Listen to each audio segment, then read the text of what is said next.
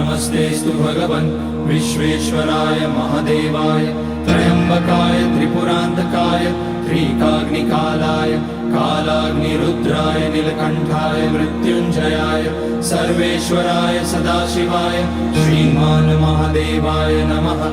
ॐ नमः शम्भवाय च मयोभवाय च नमः शङ्कराय च मयस्कराय च नमः शिवाय च शिवतराय च।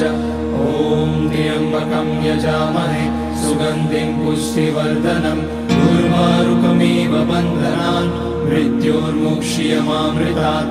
नागेन्द्रहाराय त्रिलोचनाय भस्माकराय महेश्वराय नित्याय शुद्धाय दिगम्बराय तस्मै नकाराय नमः शिवाय।